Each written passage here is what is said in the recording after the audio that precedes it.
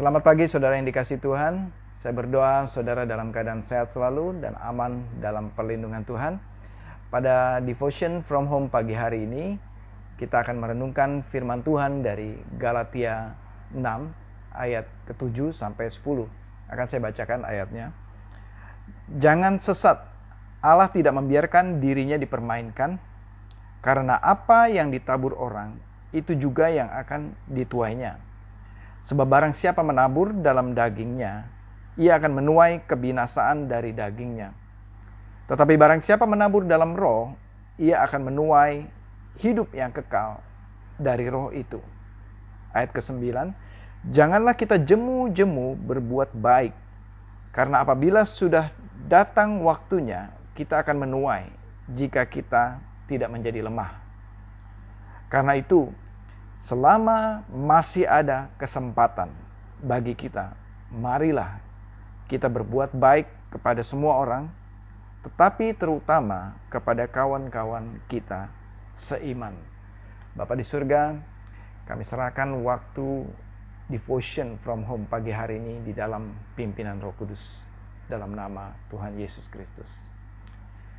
Bapak, Ibu, Saudara yang dikasihi Tuhan, firman Tuhan mengatakan di dalam Galatia 6 ayat yang ke-7 adalah suatu perintah bagi kita yang mengatakan jangan sesat.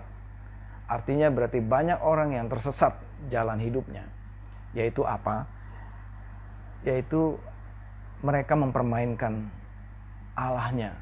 Karena itu firman Tuhan mengatakan jangan sesat. Allah tidak membiarkan dirinya dipermainkan oleh manusia.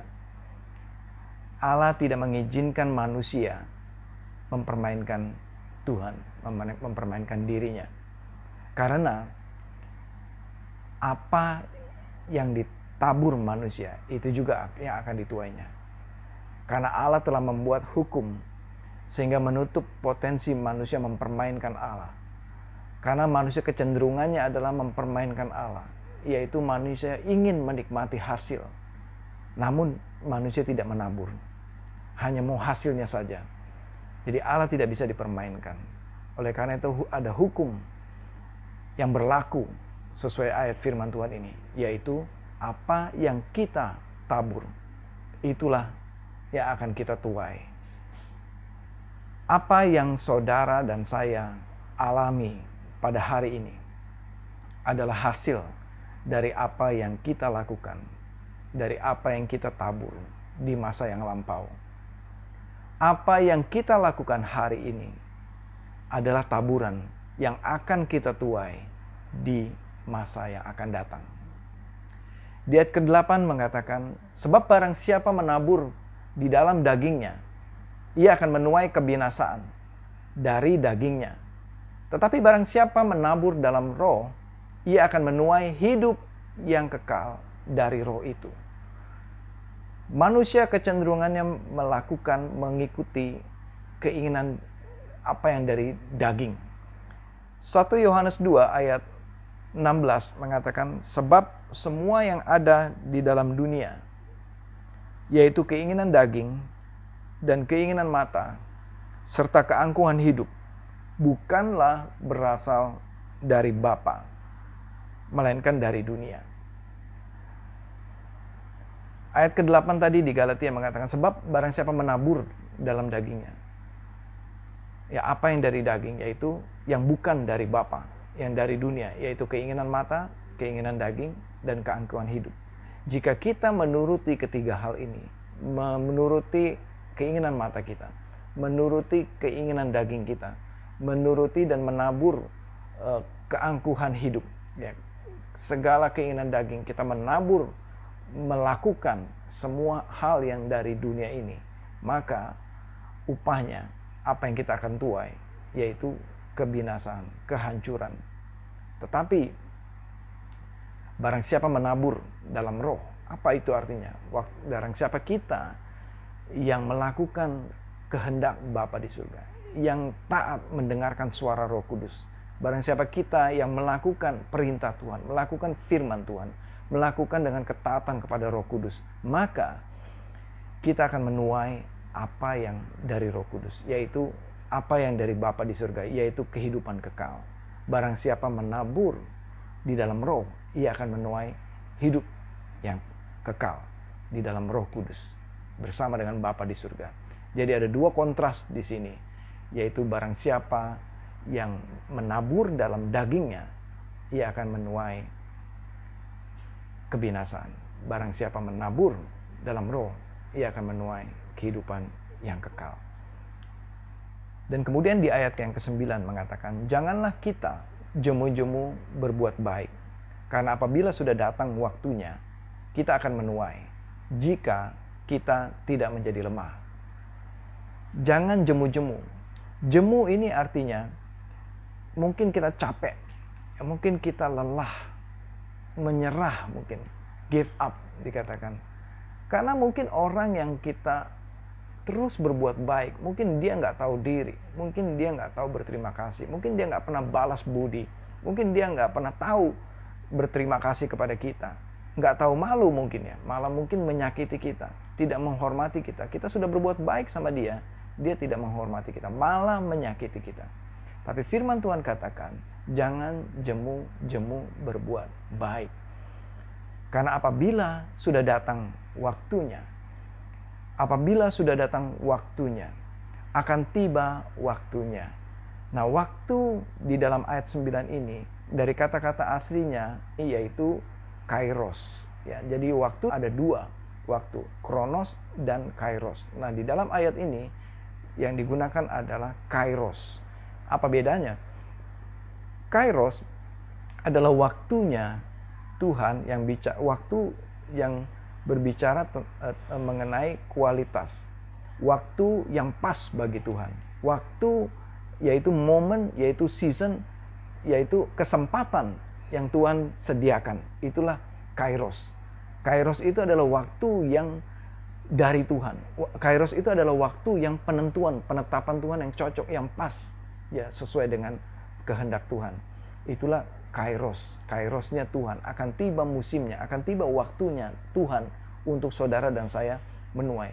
Beda dengan kronos. Kalau kronos tadi itu adalah bicara quantity of time, waktu yang bicara kuantitas atau durasi atau sequence time, waktu yang berurutan atau kronologi. Ya, waktu itu kronos itu adalah waktu tertentu. Ya, contohnya kalau seseorang menabur benih jagung, ya, akan ada waktu, yaitu kronologi 3 bulan jagung itu akan menghasilkan, bertumbuh dan siap untuk dituai. Nah, tetapi Tuhan tidak menggunakan kata-kata kronos dalam ayat firman Tuhan ini, bukan kronologi, bukan jaminan durasi tertentu yang Tuhan maksud dalam waktunya akan menuai di sini. Tetapi yang Tuhan maksud adalah kairos. Akan tiba kairosnya Tuhan, saudara dan saya akan menuai. Jadi tidak bisa diukur, oh kalau saya berbuat baik ini 3 bulan kemudian saya akan menuai hasilnya. Oh kalau saya menabur ini nanti tahun depan saya akan menuai hasilnya. Oh kalau saya menabur ini nanti 2 tahun lagi, 3 tahun lagi saya akan menuai hasilnya. Saudara, firman Tuhan mengatakan jangan jemu, artinya teruslah menabur. Teruslah menabur. Teruslah menabur. Saudara dan saya tidak usah berpikir kronosnya. Oh saya waktu itu sudah 3 bulan yang lalu. Oh ini waktunya nih, udah 3 bulan menuai. Jadi tidak bicara tentang kuantitas waktu. Dalam hal ini, firman Tuhan yang dimaksud adalah akan ada nanti kesempatan yang tidak bisa saudara dan saya ukur, yang tidak bisa dikuantifikasi waktu itu. Karena sifatnya adalah kualitas, berarti yang terbaik yang Tuhan berikan. Kapan itu? Itulah kairosnya Tuhan, waktunya Tuhan. Akan tiba kairosnya, akan tiba saatnya, opportunity, kesempatan. Kairos berarti opportunity time, opportune time.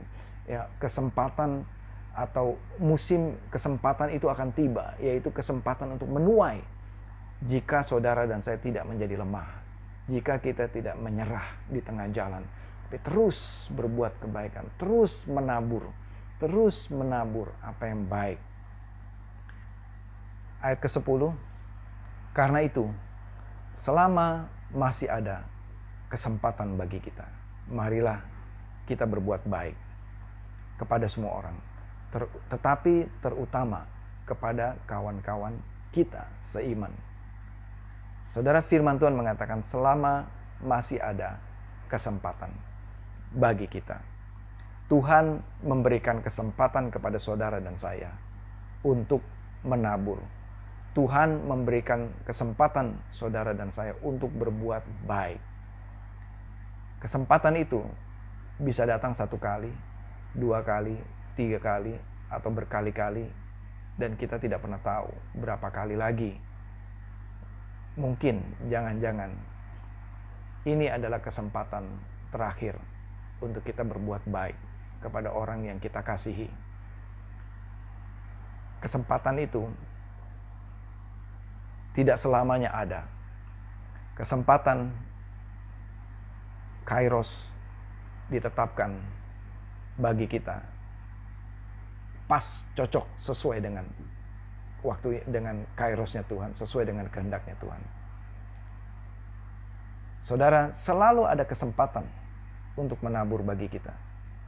Dan selalu Tuhan sediakan kemampuan kita untuk menabur dan taburan itu sendiri.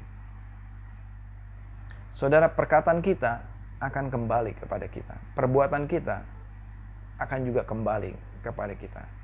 Apakah itu baik atau buruk? Apakah itu berkat atau kutuk? Jika kita menabur perkataan berkat, berkat itu akan kembali lagi kepada kita. Jika kita menabur perkataan kutuk, mengutuki orang, kutuk itu akan kembali juga berlaku kepada kita. Saudara, pilihan ada di tangan saudara. Di dalam Tuhan berlaku hukum menabur dan menuai.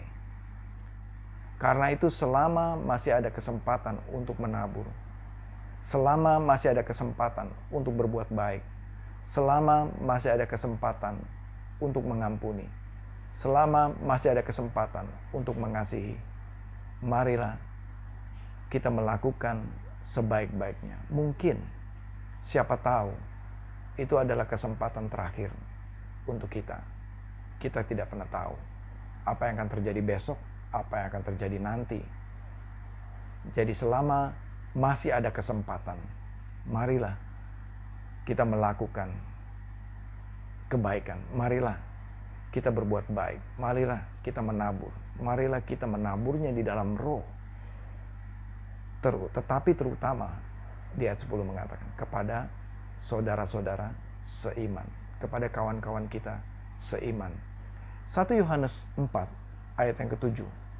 Saudara-saudaraku yang kekasih, marilah kita saling mengasihi, sebab kasih itu berasal dari Allah, dan setiap orang yang mengasihi lahir dari Allah dan mengenal Allah. Saudara, akan dengan mudah kita berbuat baik kepada orang yang tidak kita kenal. Kita berbuat baik kepada orang yang baru kita jumpai di jalan mungkin. Ya, kita menyumbang makanan, kita berbuat baik, kegiatan sosial. Namun ternyata tidak mudah berbuat baik kepada saudara seiman. Mungkin yang menyakiti saudara, mungkin yang mengecewakan saudara, mungkin yang tidak menghormati saudara. Namun firman Tuhan katakan, tetapi terutama kasihilah saudaramu seiman. Untuk mengasihi saudara seiman di gereja, di rumah, teman di dalam life group, saudara di dalam life group, mungkin tidak mudah bagi saudara. Apalagi mungkin suami dan istri, keluarga, untuk mengasihi mungkin tidak mudah. Dan memang kenyataannya tidak mudah. Tetapi firman Tuhan katakan, saudara-saudaraku yang kekasih, marilah kita saling mengasihi. Sebab kasih itu berasal dari Allah. Dan setiap orang yang mengasihi lahir dari Allah dan mengenal Allah.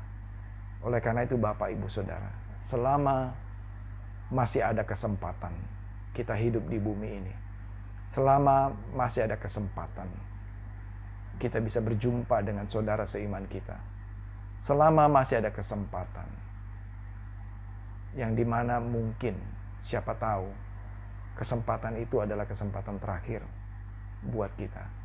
Marilah kita berbuat baik. Marilah kita mengampuni. Marilah kita saling mengasihi satu dengan yang lain. Bapa di surga, di dalam nama Tuhan Yesus Kristus, biarlah kasih Kristus yang memampukan kami untuk kami menabur kebaikan, untuk kami menabur kasih, untuk kami mengasihi terutama saudara seiman. Bapa di surga, hamba berdoa, Engkau yang memberikan kekuatan kepada umat-Mu pada pagi hari ini. Dan biar kami terus berbuat baik dan tidak jemu-jemu untuk berbuat baik. Untuk kami setia menabur di dalam roh. Di dalam nama Tuhan Yesus Kristus kami berdoa dan mengucap syukur. Amin. Tuhan Yesus memberkati saudara.